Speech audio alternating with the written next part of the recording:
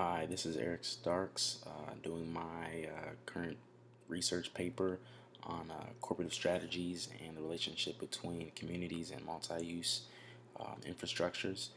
I currently work at Northwestern University as an account executive in ticket sales and service. So my primary responsibilities include, selling season tickets as well as groups for men's basketball and football programs.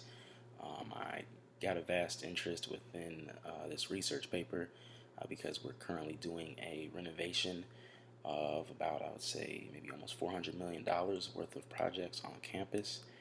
Um, One of the main objectives of this is to link the communities between just the community of Evanston as well as the university and the athletic facility.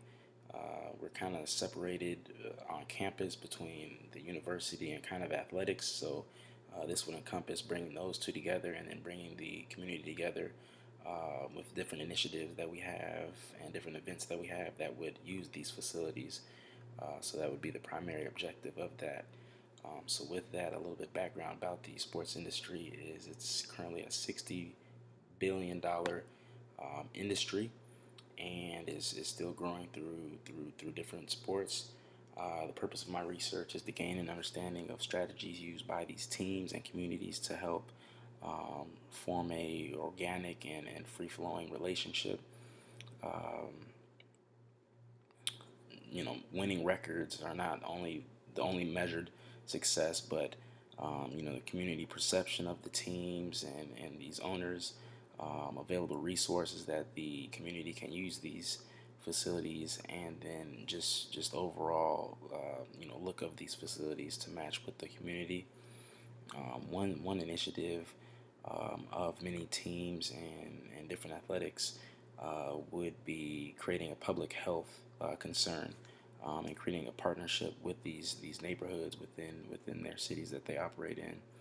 Um, they they offer and encourage healthy activities that they presume in their lifestyle.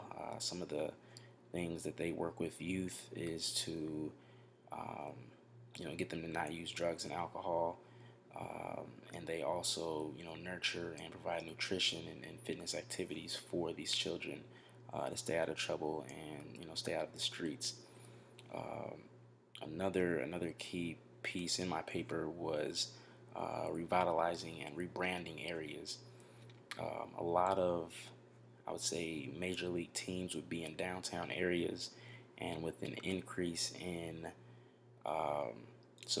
with people moving to the suburbs of these areas, they're still trying to find a way to find the gap and create a relationship in the downtown area um, and increase the population. One key example I had in my paper was a facility being built down in St. Petersburg, Florida. They built a venue for a team. They don't currently have a team. They have teams all over Miami, Jacksonville, Orlando, but they don't have that in St. Petersburg, Florida. So, with that in mind, they built a facility down there in hopes of attracting a team to enhance their downtown development and stimulate their economy a little bit. Another link that I had within that paper was with the rise in multi-use facilities being constructed, there was a recognition by large corporations. Um, for examples, United Center, Oracle, Quicken Loans, Arenas, and to become financial assets for these teams and for these communities. In exchange for that, they would get naming rights of the facility. They would get their logos on the arenas, and this would be in front of thousands and thousands of people to see, not only on TV but live in the arena, um, and be able to be at display. One of the key hierarchies that I made with Maslow's hierarchy, with the base being funds as well as production. Taxpayers and large corporations collect funds to make these facilities, and then it would attract the best players and more fans and create a fan base to fill these arenas and generate revenue for those teams. Um, Growth and expansion of the team's base would be the second layer.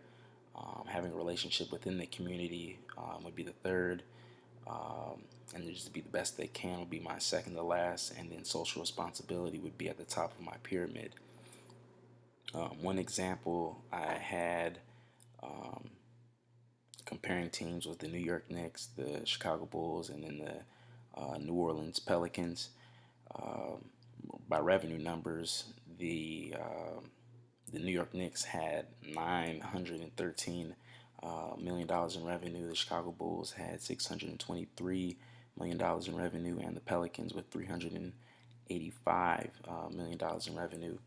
But the arena themselves, the Pelicans were last with 124 million.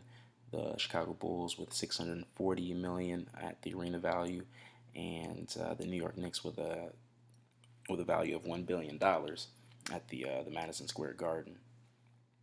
The United Center, for example, home to the Chicago Bulls as well as the Chicago Blackhawks. They use their facility not only for sporting events, but different events that come into town. I know they've had the circus there. They've had a number of different things.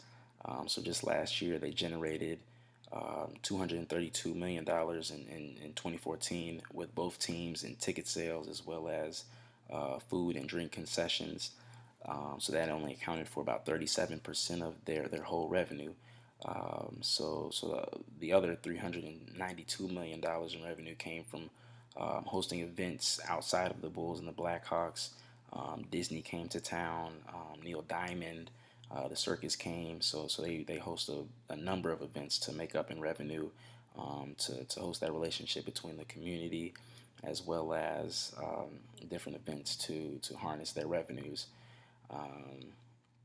And that's probably the gist of my paper, connecting the community with these multi-purpose facilities and why they're being built.